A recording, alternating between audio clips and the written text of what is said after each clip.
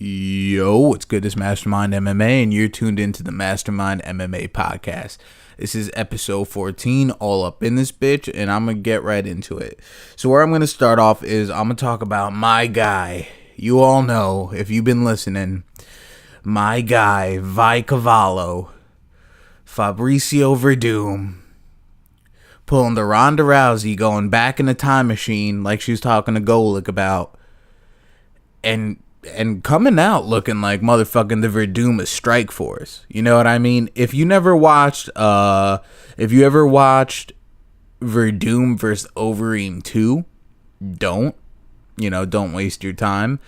But it looked like Fabricio Werdum, like, he didn't regress, but in that fight, it looked like Werdum of old. I don't know if he came in injured or, I don't know, man. Just a quick rundown, man. Like, when he was first, all right, so what really fucked Werdum is, like, after he lost the belt, he went and he put a picture up of him in a Nike kit. It was a Reebok kit that was photoshopped with the Nike logo, and he was going off on Reebok, how he's been wearing Nike his whole life, and yada, yada, yada. And then he was basically the Dominic Cruz of the Latin world, where he'd be doing the broadcast, and he was like a super high level analyst for like Fox Deportes or whatever the Spanish channel is. And he was like that guy, you know what I mean? That was a big part of his income as well, and they just snatched that shit away from him. And they're like, you know what? You want to talk all greasy? We're gonna go full dictator, as the UFC brass usually does, and they took that shit away from him. And ever since then, man, like, Dana White even kind of came out and said that they don't have a good relationship. There's a rift. And if you don't know Werdum's personality, he's a real ass motherfucker. Werdum keeps it 100% real all the damn time. And I mean, you know that fucking flying kick that he does? He actually pulled that shit off in the first Overeem fight in Pride. He did that in some other promotion, like another, like Rumble in the Jungle, some shit like that. I can't even remember. Against someone, maybe it was Minotauro. I'm probably wrong about it, but he pulled it against Overeem before in Pride in their first bout. And it's funny because after he did it in the Travis Brown fight, in the interview, they asked him like, when they asked him about the kick, he was like, yeah, that's just the kick I do in Brazil when I'd get into street fights. He said, fights in the street. And it's like, yo, that shit is like, you could tell he just has no tolerance for any bullshit. But anyway, so, it's kind of like that whole Dave Chappelle skit, when keeping it real goes wrong. He kept it way too real, and he had to pay for it, which sucks because it shouldn't be that way, but it is what it is. And after that, he fought. Yeah, so after he lost the belt, he fought Travis Brown, and then he was supposed to fight Lewis, I think, after that. I don't even remember. But, I mean, he was supposed to fight Lewis. Then Lewis pulls out last minute. He fights Walt Harris or some shit. Can't remember the guy's name off rip. And submits him. And then Hunt falls out of a fight he was supposed to main event. So Werdum goes down and fights Tybura. And he was really being a company guy. And then before this fight, he actually came out. He said him and Dana, they had a sit down. They hashed everything out. Werdum's going to be more of a company guy. And he also fought Overeem in a fight that he won but lost the decision. But and then he said he's going to be more of a company guy, yada, yada, yada. And it looked like shit was heading up. You know what I mean? I feel like Werdum should have got a title shot pretty much after the Travis Brown fight. And he was just kind of doing the company favors. And it's kind of like what happened to Frankie. You know what I mean? When you look out for the UFC is kind of a double-edged sword, because if you look out for your best interest, the UFC gets pissed off and they're like, you know what, fuck you, we're not going to give you opportunity. But if you look out for the company and take a giant risk, if that risk doesn't pay off, they still don't give a shit. They're like, oh, well, sucks for you, work your way back up or whatever. And You know, Fabricio just did not look like himself, man. His striking was not there. He was always looking to pull guard, which is like, I mean, Werdum evolved so much. Like, he evolved so far from that point. And to see him go out like that and like show up like that, it was obviously a deteriorated Werdum. And I'm not saying that in the skill set. It's just like he had to have gone in there. Something wasn't right. You know what I mean? Because you're just not going to be... You're not going to come so far just to go back to have like a shitty performance in the main event. You know? I think he tried to pull some old school Werdum shit and it didn't work out. Let me tell you what I think, and this may be wrong. You may consider this a hot take. It could be a very hot take, but this is what I think, honestly. I think in the exchange where they're getting wild, yeah, he got tagged. I'm not denying that. But I think he tried to go into this fucking old bag of tricks and pull what he did on Fedor and play possum, get them to come to the ground, because Volkov was not going to the ground with him. And keep in mind, him and Volkov trained together before. Werdum brought him in when he was training for Travis Brown, and he fought Travis Brown twice, so he probably brought him in twice, you know? Yeah, so he was trying to pull guard. He was trying to just lay on his back, call him into his guard pause. And it just Volkov was having no parts of the ground game. He was not he was like, nah, fuck that. I'm not even touching that. And then when in that wild exchange, I think he did get tagged a bit, but not to the fact that how hard he was. And I think he went down to the ground to play possum, thinking that, all right, he'll come down to the ground if he thinks he could finish the job. And Volkov ended up really putting him out. You know, Volkov's got that power. He was postured up high enough, and he landed those shots. So, you know, I could be dead wrong, and I'm not saying that Volkov didn't rock his shit, but I think Werdum was trying to play possum, and that shit completely fucking backfired. Like to quote Quick, it's fucking, I think Werdum was trying to pull guard with his chin, and that shit just didn't play out. And yeah, man, that shit sets him all the way fuck back. Like, that shit puts you at the bottom of the totem pole. Granted, now you're on better terms with the UFC, but they're not going to be doing you any favors. If anything, they're going to be looking to do what happened with Volkov and just kind of make you that guy that people are going to make their name off of, you know? So I want to see Werdum take a little time off, fully recover, come out looking like fucking Werdum.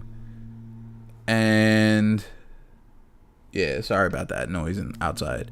Fucking A, man. People are really doing some shit outside. Don't they know I'm doing my podcast? But anyway, yeah, because, all right, so even when Werdum got knocked out by Stipe in his next fight with Travis Brown, he still came out reckless like a motherfucker. Like, no fucks given, no signs of being tentative or anything like that.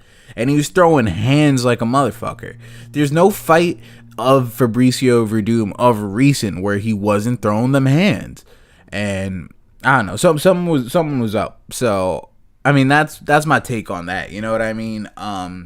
I doubt that he's diminished to the. I don't think it's a case of, oh, Werdum's looking old. Werdum got old. You know, this is the end of the line for him. Yada yada yada. But I do think that something happened, and I do think that, I don't know, man. I feel like because of him being a company guy, he didn't want to pull out because they needed a main event. He's a name, and I mean, shit just didn't pay off. So I'm going to go on to the next topic, which is Darren Till. Fucking crazy. Fucking crazy fight, lads. Have a fucking fight in Liverpool. I'm fucking main eventing it. And you got Darren Till main eventing UFC Liverpool.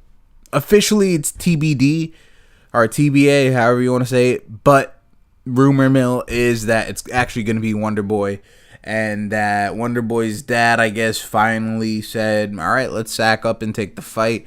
And I don't mean it like sack up like he was scared, but I mean, I feel like they weren't trying to get a name made off him. But at this point, I think it's a good match. And stylistically, this is going to be a fucking dope fight. It should be a really, really, really, really, really dope fight. Because if you don't know Darren Till's background, he's a Muay Thai specialist. So, Wonderboy, we all know he's an illustrious kickboxer, undefeated. The only L he really faced in that kickboxing ring was, I believe it was turned over to be a no contest with Raymond Daniels. Raymond Daniels is a beast. Everyone brings in Raymond Daniels when they're training for Wonderboy because their styles are so similar. So, dude, this is pretty much should be a straight kickboxing match. I'm not going to lie to you.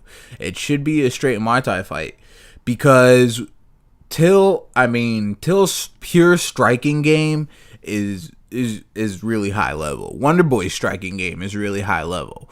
When you look at the styles of it, it's almost like Till's style plays into Wonderboy because Wonderboy is more of a counterpuncher, but Till has enough high fight IQ to get his shit off and make it significant.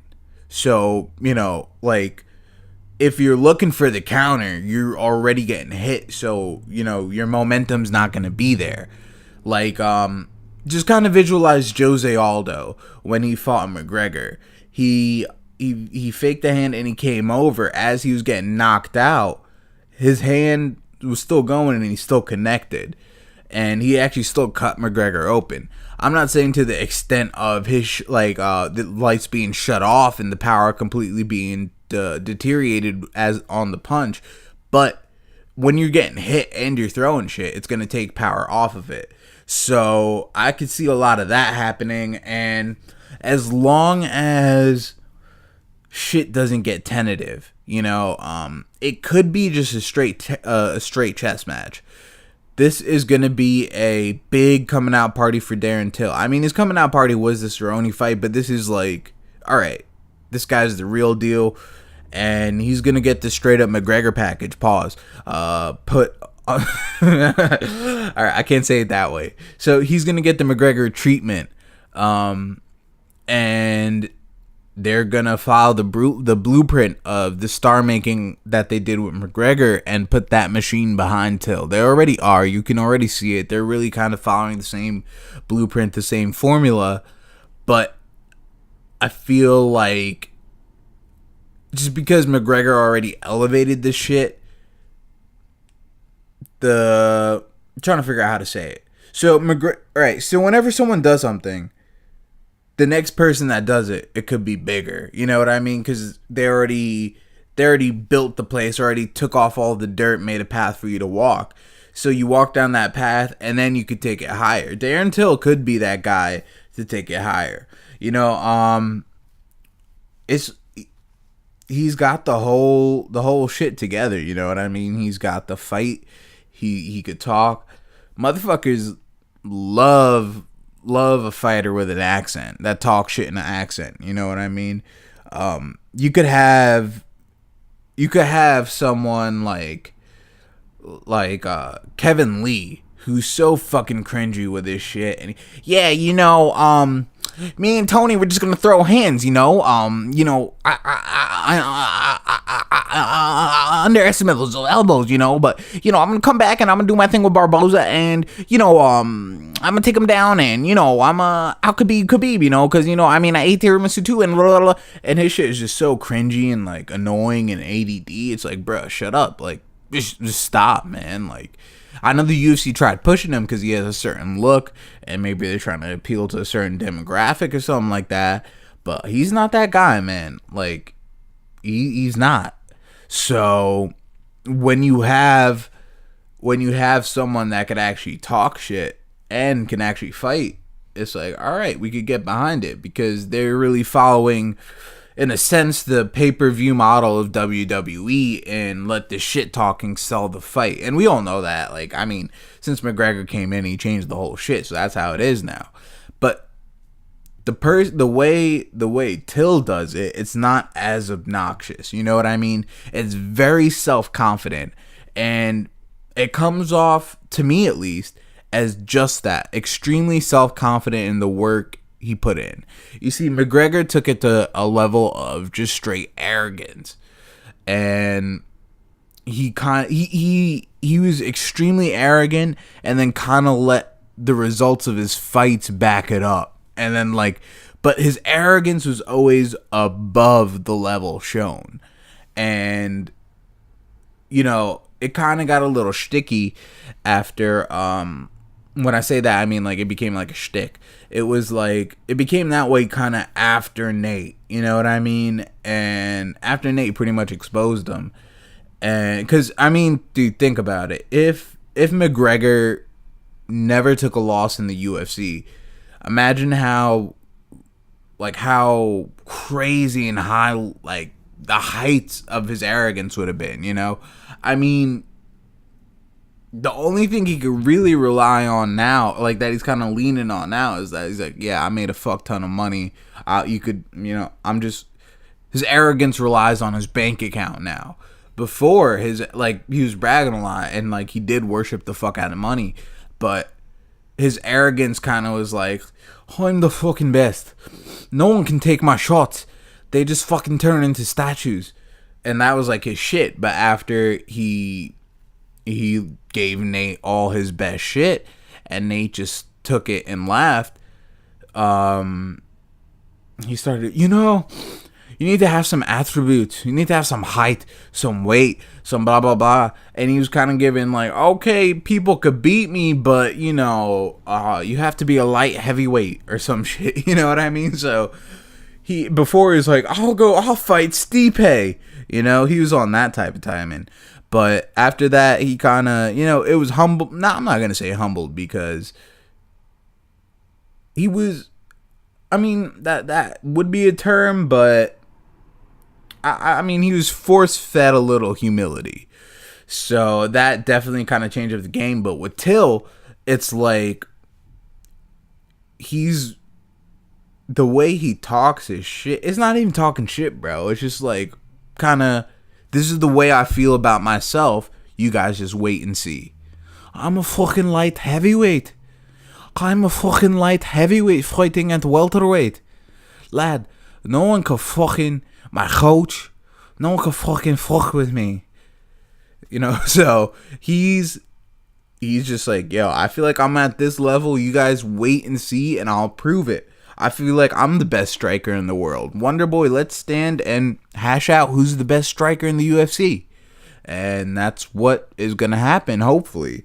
And honestly, man, I'm not trying to see... Actually, this is really dependent on Darren Till.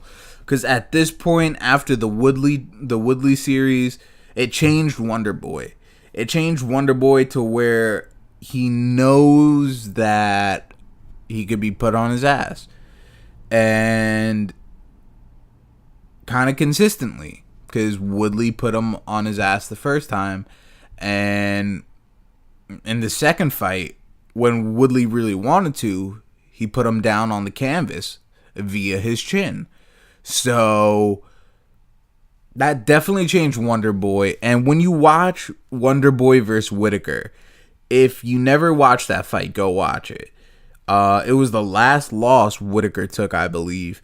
And when you go watch Wonderboy versus Whitaker, Wonderboy's fighting more like Machida than just kind of standing back, only looking for counters. He came in with karate blitzes.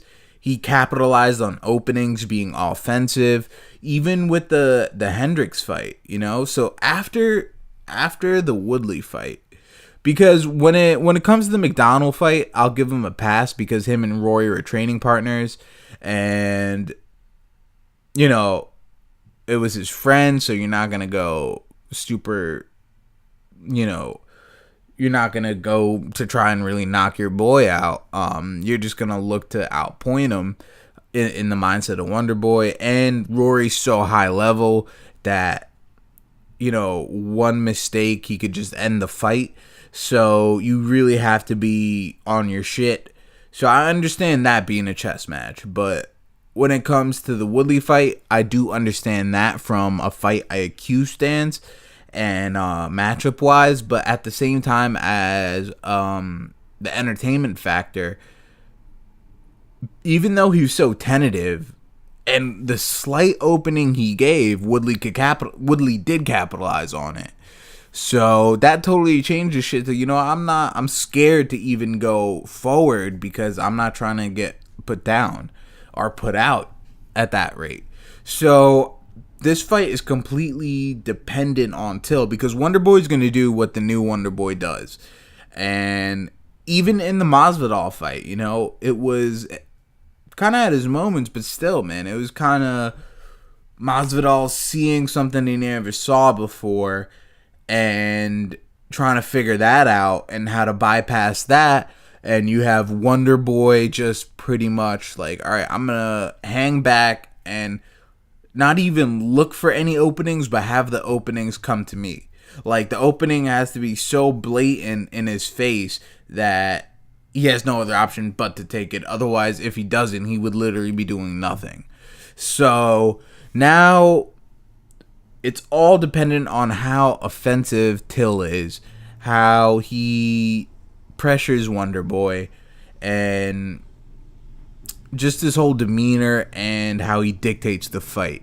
Because we know Wonderboy's going to be looking to counter, but if Till could do his thing and just put kind of relentless pressure where Wonderboy is like pretty much just like getting choked by the pressure, he can't really think straight, then it's going to be Till's night. You know, something about Wonderboy is he was more traditional kickboxing. Till is more Muay Thai. And if you don't know about Muay Thai and the way they train, it's kind of fucking, it's crazy. You know what I mean? They're on some Tony Ferguson shit. Like, I'm going to kick trees and iron steel fucking rods and all that. And it kind of really, more than anything, just mentally puts you in a total different space for a fight.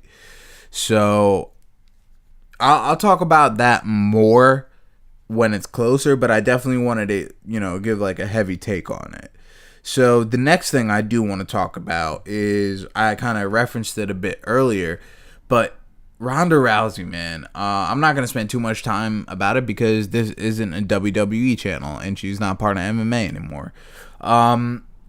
She went on ESPN First Take, and Max Kellerman, man. Max Kellerman is, I respect his opinion. You know what I mean?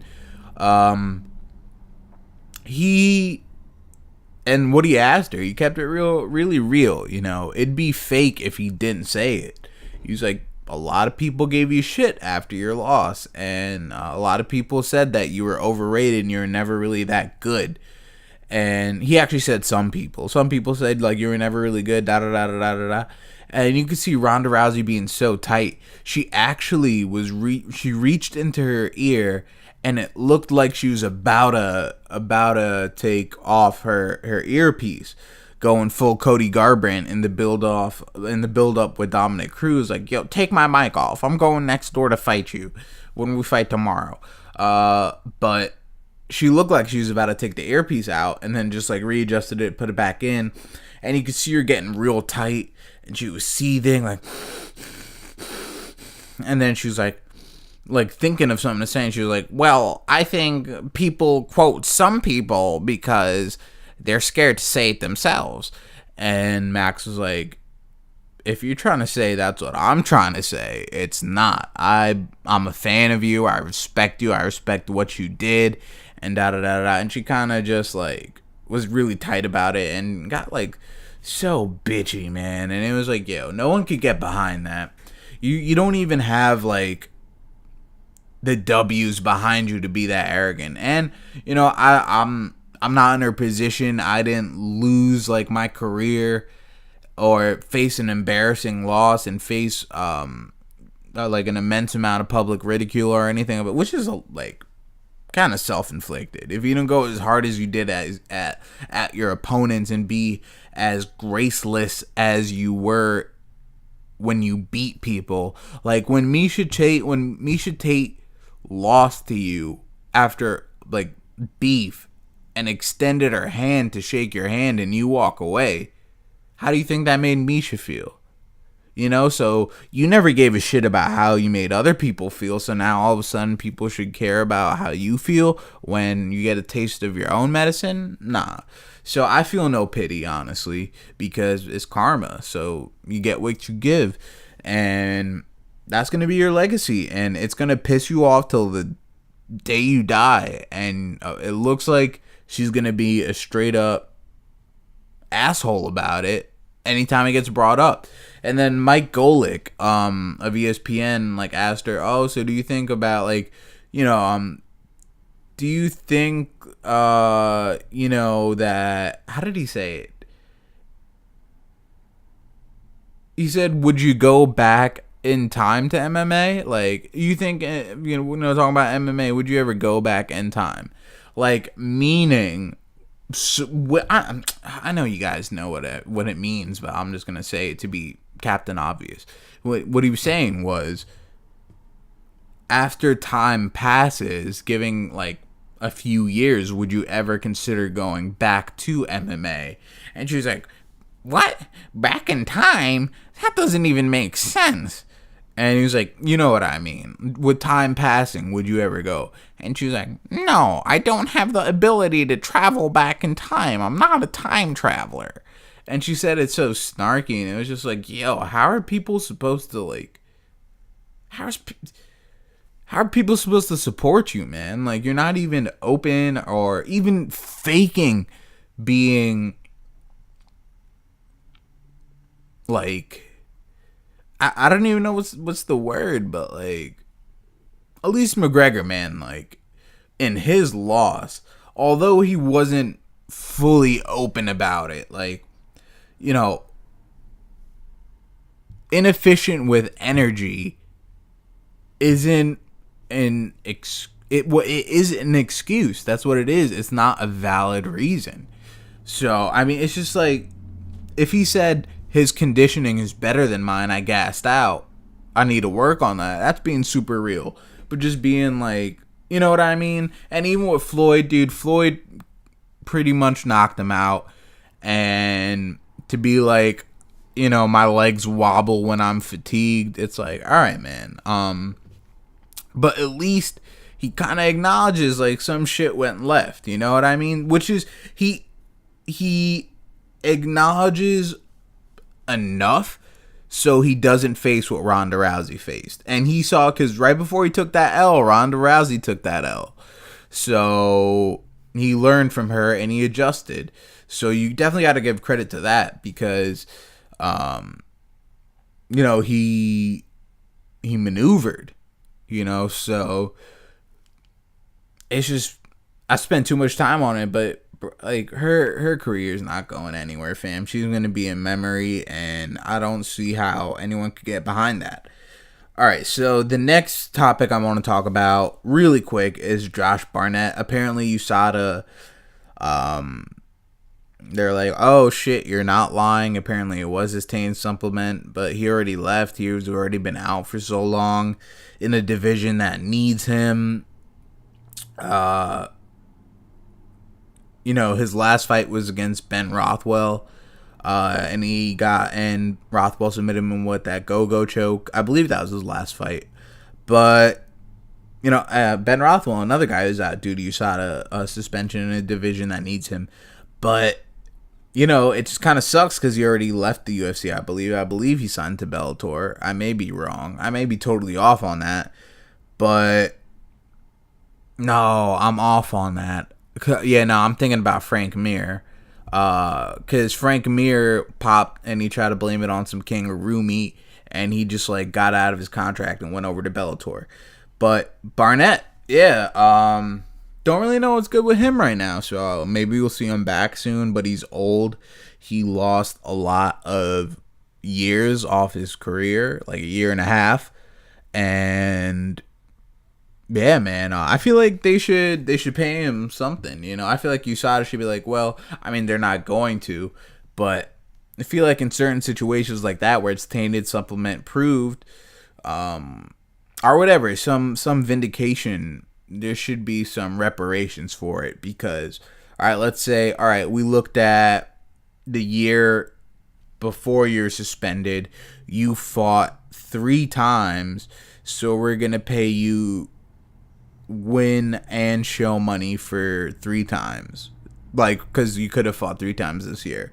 So yeah, man, pay that man some money to be like, you're sorry. That's the only way I could say it. All right, so next topic, man. Dwayne Ludwig. I didn't read this article, but I saw a headline saying that because, if you don't know, Dana White said that DJ is not going to happen because Demetrius Johnson isn't healed up from his shoulder injury or shoulder surgery. And here is exactly what I think about it. I think Demetrius Johnson knows TJ would handle him. I mean, it's just, I think it's pretty obvious, man. When you look at Demetrius Johnson's run at bantamweight, and he was still skilled, man. Don't get it twisted. He could still do his shit at bantamweight, but the highest level, they're gonna have the edge on him. When you reach that top 4 crop, top 4, top 5, you're gonna have some trouble. I even think Rafael Assunção would give him trouble. I'm not saying that Assunção would beat Mighty Mouse. I don't think he would, but I think he would put Mighty Mouse in some trouble, and he actually has a decent percentage of winning that fight. But the way I view it and I see it, when DJ was, I'm just gonna say Mighty Mouse, when Mighty Mouse was so against it when Cody originally pulled out in July, and then TJ started pushing for that fight, Mighty Mouse doesn't want that smoke. And it's obvious. He doesn't want any of that smoke. He doesn't want even fumes from that smoke. Doesn't even want any soot, nothing. So he got a lot of backlash for it. Because, I mean, let's be honest, I'm not trying to be demeaning to any fighters in the flyweight division, but it's not equivalent to the acclaim that he gets. I'll say it that way. It's not. You see, when you look at Jon Jones' resume, all the steroids in the world are not. It's still fucking impressive. Because guess what, man? A lot of those greats that Jon Jones was fighting, a lot of them were on the juice. So, juiced up or not, man, it was kind of leveled at that point. I mean, he fought TRT Vitor, fucking testosterone oozing out his fucking eyeballs with a 30-pack, and just, I've never, and this was like a while ago, I've never seen someone that was so intimidating as Vitor. Motherfucker could put fear in someone's heart by his look when he was TRT Vitor. And Jon Jones beat that guy, in a fucking crazy armbar. So, I mean, all I'm saying is that Mighty Mouse's resume isn't that strong. I'm sorry. But the way, after he got so much backlash because it was pretty obvious that he was fucking ducking and diving TJ, like he's like a Dominic Cruz defense system, that he got so much backlash because the fans saw what it was. Now, what he's doing is he's going to price himself out. He's going to act like he wants, and this is all my take, man. This is all my opinion. You could consider it a hot take. I could be dead wrong. But the way I feel is that he's going to price himself out.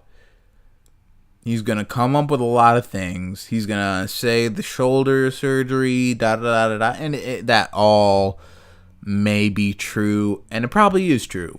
I'm not going to lie to you. His shoulder probably isn't 100%. So I think even if it was, he would just put such a high price point on like he'd set such a high price point like being contingent on signing the bout agreement that the UFC is not going to pay that. And Demetrius, his metrics, his drawing metrics is very, very trash. It's very ass.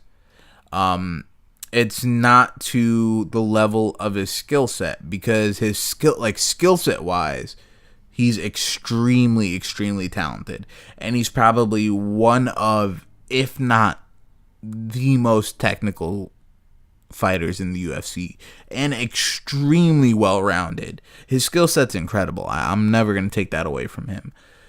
But it's just, on that level, small factors come into play, such as size and reach and strength.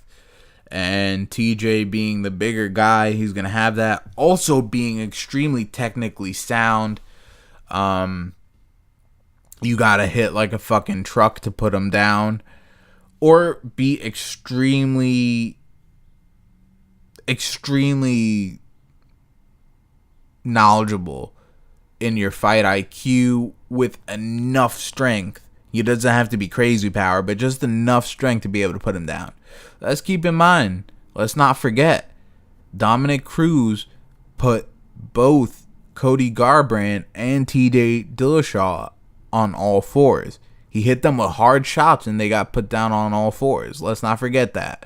And it probably wasn't even the just brute strength of it. It's just the angle it landed from, making the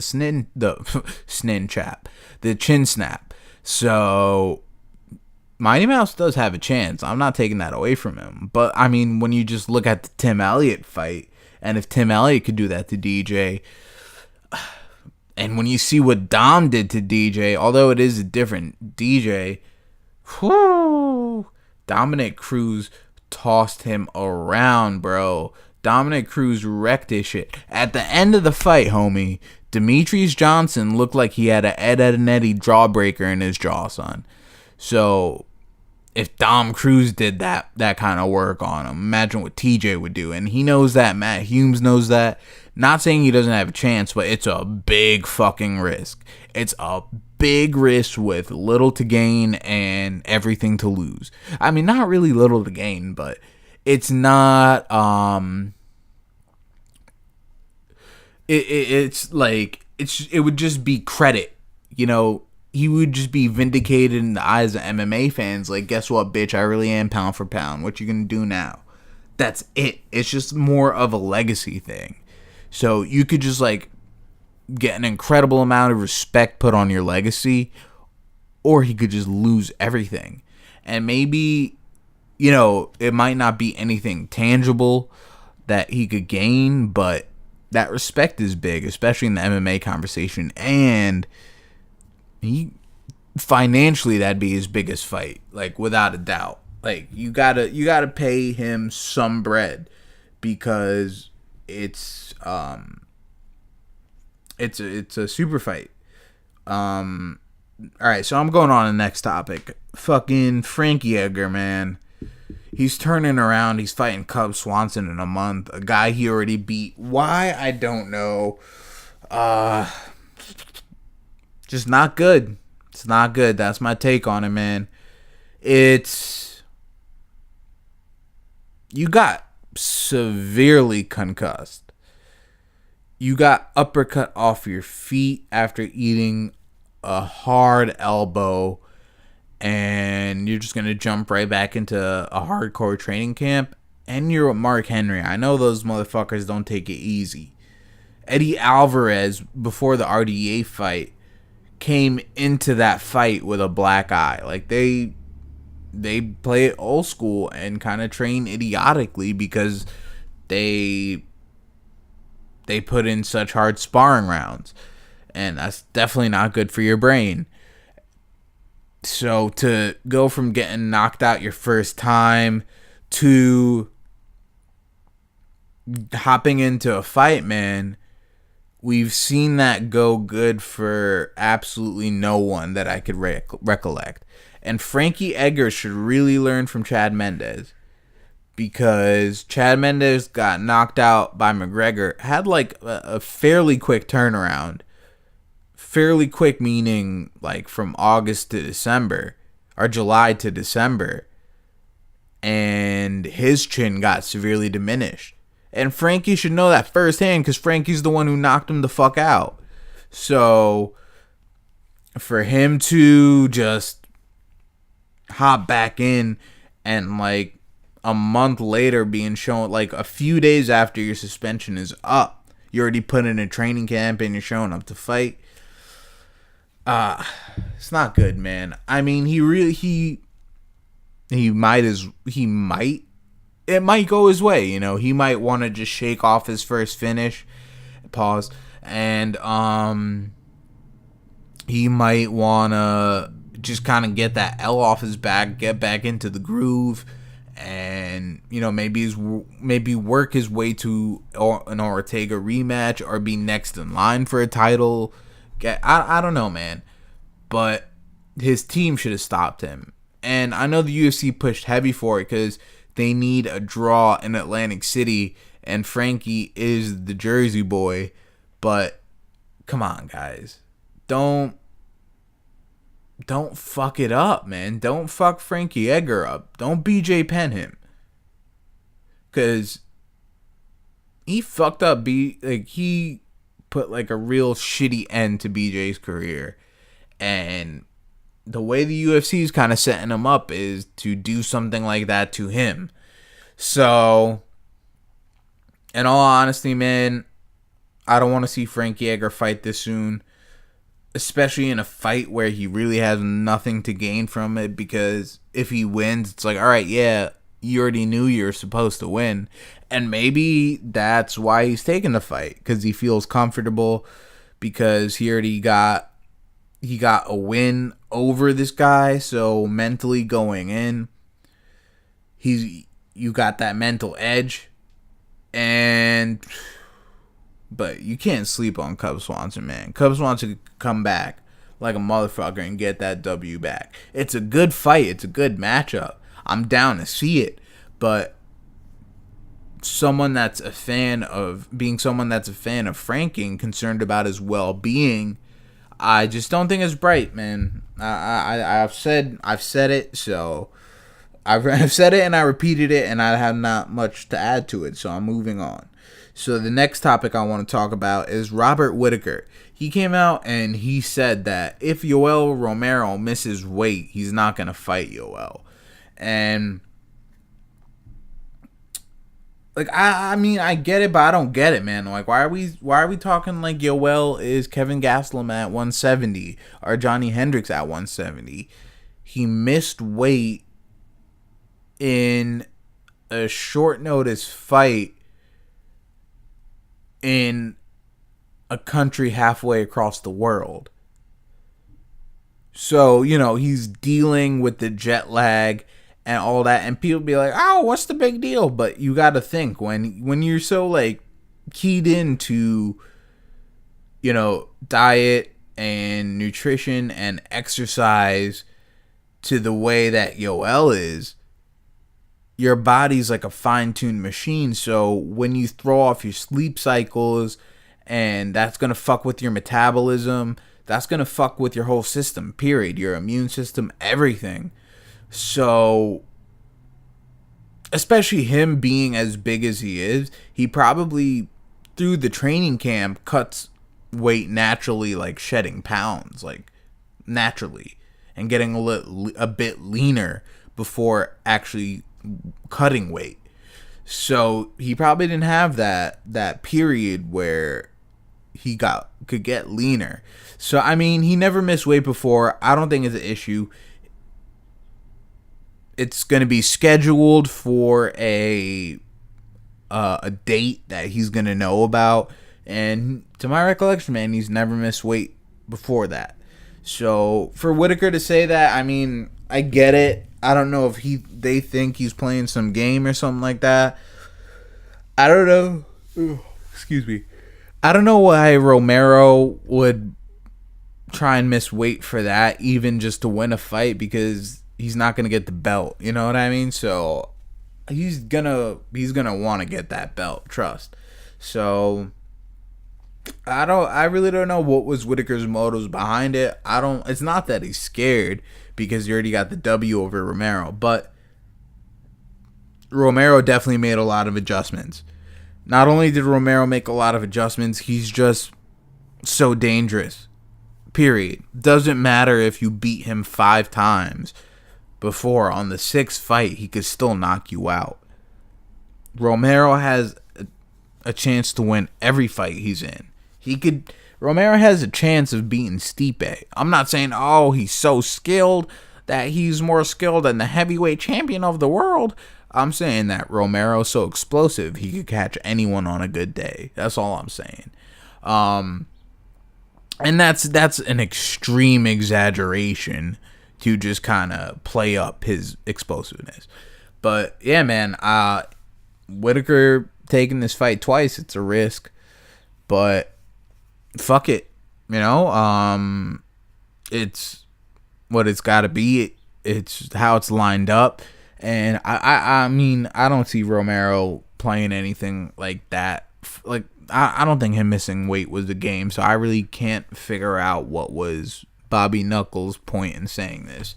Maybe more shit will come out later. Maybe it was elaborated on in the article. But guess what? Your boy didn't read the article. Just read the headline. So that's what it is. Next topic I want to talk about. Anthony Joshua. We all know that in the Mayweather-McGregor build-up, we saw Dana White come out with the Zuffa boxing shirts. That was his way of putting his brand on display, like the new Zuffa boxing brand on display, without having it be on the poster. He was the walking billboard for Zuffa boxing. But McGregor Sports and Entertainment was supposed to get the shine, so Dana White, he wanted to come out, still get his credit. So Zuffa boxing, that was pretty much the first venture for Zuffa boxing. But yeah,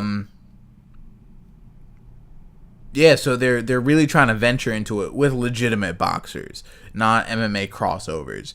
And Anthony Joshua, one of my favorite fighters personally, that motherfucker is a draw. You know what I mean? He sells out Wembley Stadium every time he fights. He's got a whole country behind him. He's got the whole UK behind him. And I fuck with Deontay Wilder heavy too. I rock with Wilder a lot too. But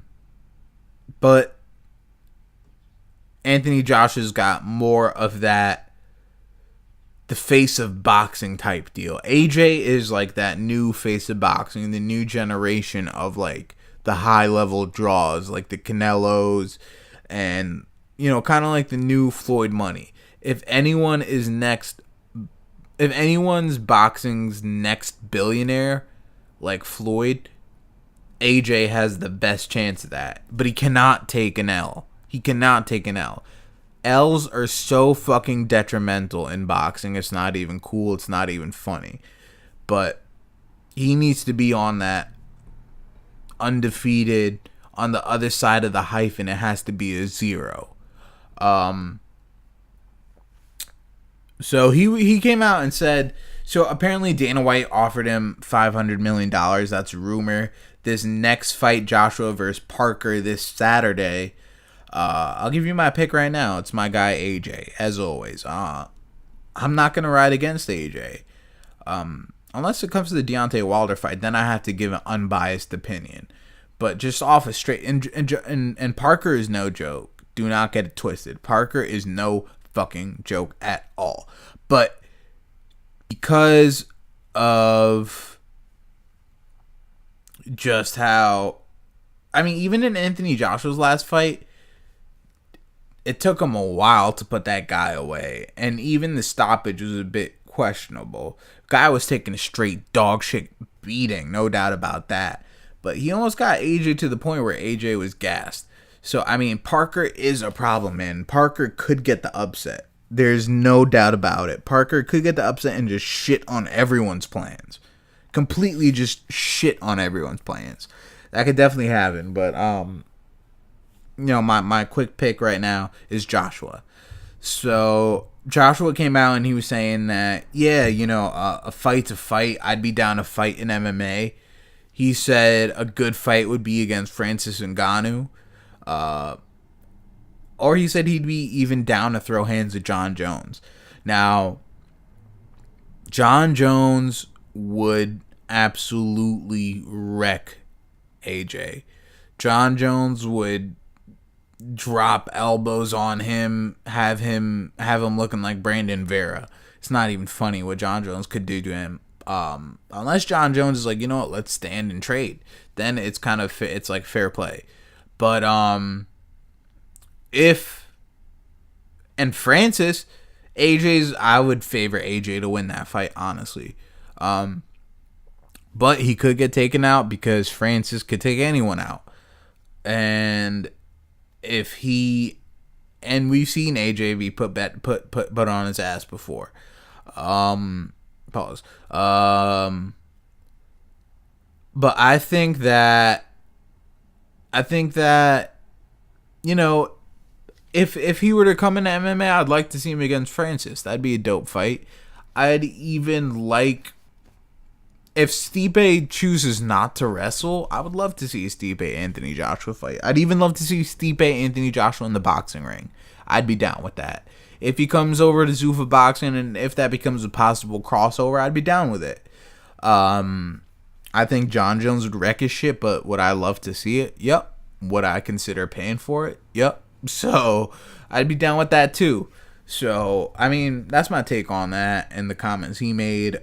It's kind of getting played out, this whole crossover thing, but I mean, that's kind of what it is at this point. Since we're kind of on a boxing tip right now, I'm going to talk real quick about Canelo. Once again, his second test coming in hot for clenbuterol with much higher levels. Me and the homie were talking before Canelo even popped, and we were talking about like fighters on roids, and I'm like, yeah, dude, Canelo's definitely juicing, and we were and he agreed, and we were actually talking about Canelo being dirty. And keep in mind, I still fuck with Canelo. Canelo is one of my favorite boxers, but I gotta be real. It was pretty obvious he's juicing, and clenbuterol, man, that's not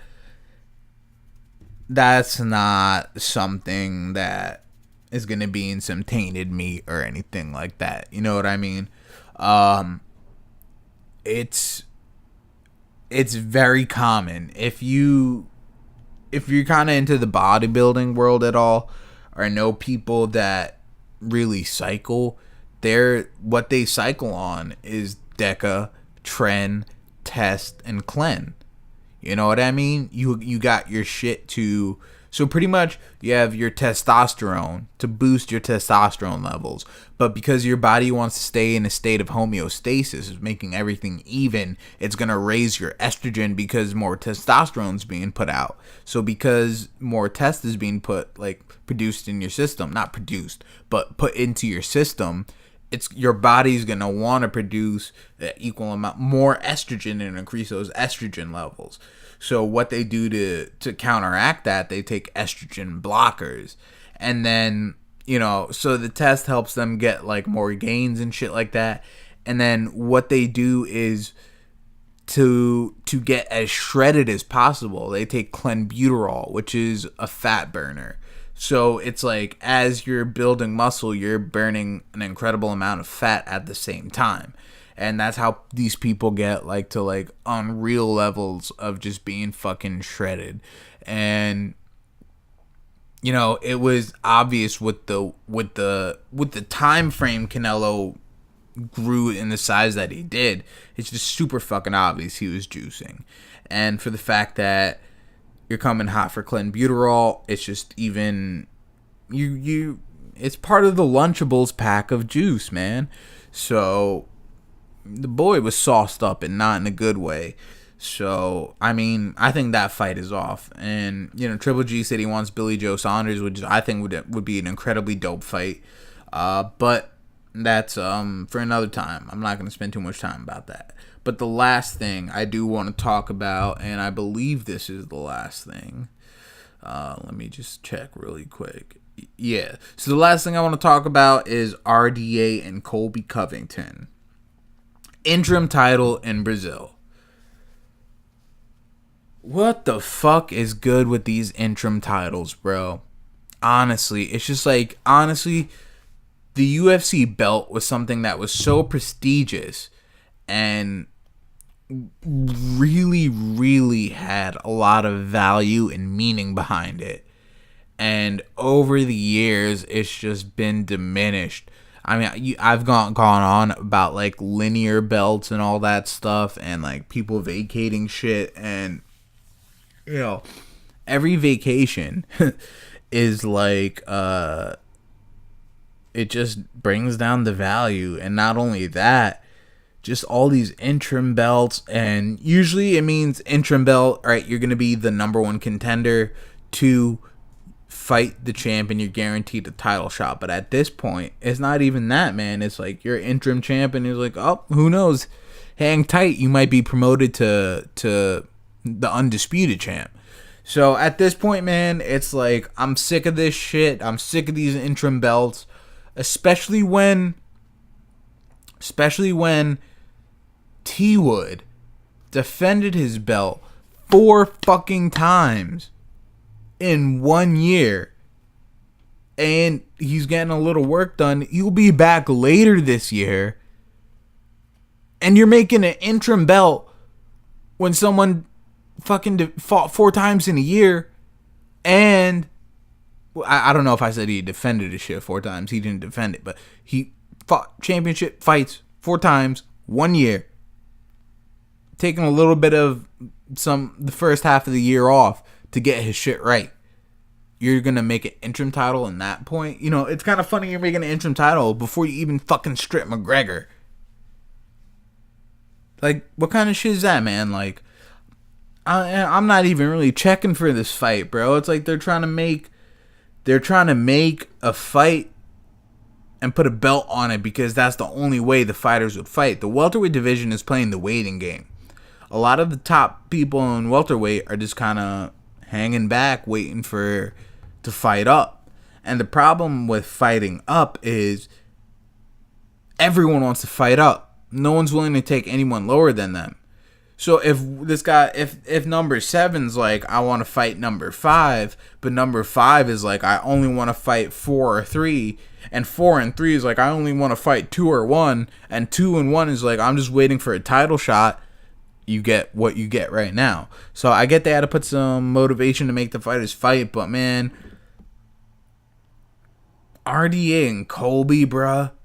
Like, I mean, Colby Covington lucked out, because when he beat Maya just happened to be high up in the ranks, so he kind of just absolved his number after that and put him in a position for contention. But skill set wise, it's not. I clearly could see RDA just fucking wiping the floor with him, and even a diminished RDA could beat him, and it's not much of a fight in my opinion. It's definitely not interim title worthy. It's some bullshit, bro. They should have made this fight a fucking fight night. You know, it shouldn't be a pay-per-view for an interim scrap. But it is what it is. Nothing you could do about it. They're just operating in this way they're operating now, and it's just kind of weird. You know, it's kind of fucked up. And it's just like devaluing. It's hurting the company. You're devaluing something that they worked so hard to put an extreme level of prestige on, and that shit is just like losing its luster at this point. So I mean, that's my take on everything. That's what I have to say about whatever's been going on. I feel like I touched on everything I wanted to touch on and talk about everything I want to talk about. Any last thoughts? I'm trying to think if there's anything big going on that I missed. And I do not think so. So, as always, I appreciate all you guys. Get in the comments. Let me know what you think. Like, subscribe, and you already know it's Mastermind MMA.